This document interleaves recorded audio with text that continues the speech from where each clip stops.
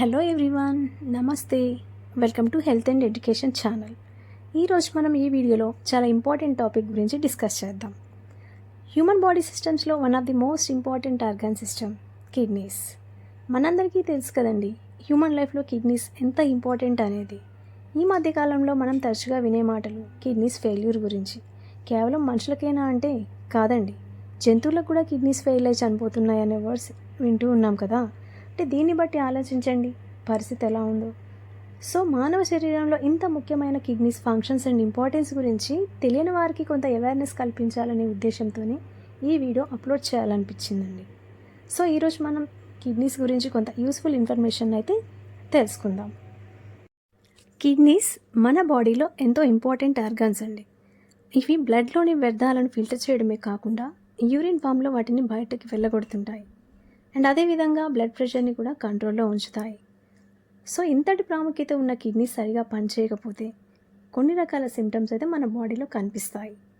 అలాంటి సిమ్టమ్స్ని ముందుగానే గుర్తించి దానికి తగిన విధంగా ట్రీట్మెంట్ అయితే తీసుకోవాలి. అండ్ అదేవిధంగా అసలు సమస్య రాకుండా ముందు జాగ్రత్త చర్యలు కూడా తీసుకోవాలి. కిడ్నీస్ పనిచేయకపోవడాన్ని ఎండ్ స్టేజ్ రీనల్ డిసీజ్ అంటారు.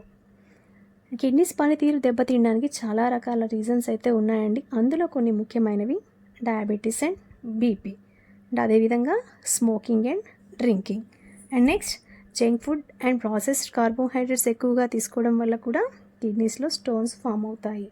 ఈ స్టోన్స్ యూరిన్ ప్రవాహానికి అడ్డుపడి ఇన్ఫెక్షన్స్కి కూడా దారి తీయవచ్చు. అండ్ ఇవే కాకుండా కొంతమందికి జన్యుపరంగా పుట్టుకతోనే కిడ్నీస్లో వాటర్ బబుల్స్ ఉంటాయండి. దానివల్ల కూడా కిడ్నీస్ దెబ్బతినవచ్చు. అండ్ అదేవిధంగా కిడ్నీస్లో రాళ్ళు ఏర్పడటానికి కొన్ని జన్యుపరమైన కారణాలు కూడా ఉన్నాయి.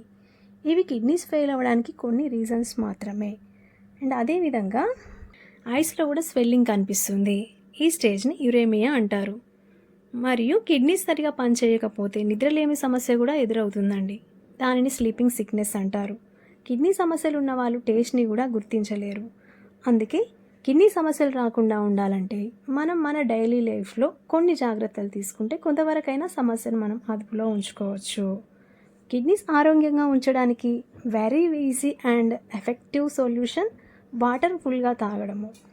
ఈ వాటర్ మన బాడీ నుండి వేస్ట్ మెటీరియల్స్ని బయటికి పంపుతుంది. అండ్ అంతేకాకుండా కిడ్నీస్ ఆరోగ్యంగా ఉండాలంటే హెల్తీ ఫుడ్ అవసరం. మెయిన్లీ బనానాస్, ఆరెంజెస్, అవకాడో వంటి పొటాషియం ఎక్కువగా ఉండే ఫ్రూట్స్ని తీసుకోవాలి.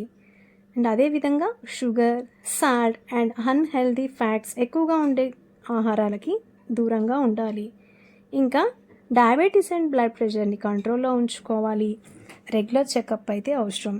ఈ జాగ్రత్తలు అయితే తీసుకోవాలి. అండ్ ఇంకా నాన్ వెజ్ తినడం కంప్లీట్గా కాకపోయినా కొంచెం లిమిట్గా తినాలి, కొంచెం తగ్గించాలి. డ్రింకింగ్ అండ్ స్మోకింగ్ అలవాటు ఉన్న వాళ్ళైతే స్లోగా మానుకోవడం మంచిదండి. అండ్ అలాగే పెయిన్ కిల్లర్స్ని యూజ్ చేయడం కూడా చాలా వరకు తగ్గించాలి. వీటితో పాటుగా రెగ్యులర్ ఎక్సర్సైజ్ చేయాలి. ఇటువంటి జాగ్రత్తలు పాటిస్తే కిడ్నీస్ని ఆరోగ్యంగా ఉంచుకోవచ్చు. డయాలసిస్ స్టేజ్ వరకు వెళ్లకుండా మన కిడ్నీస్ని ప్రొటెక్ట్ చేసుకోవచ్చు. సో ఇదండి ఈరోజు వీడియో. మరొక మంచి వీడియోలో మళ్ళీ కలుద్దాం. Thank you for watching.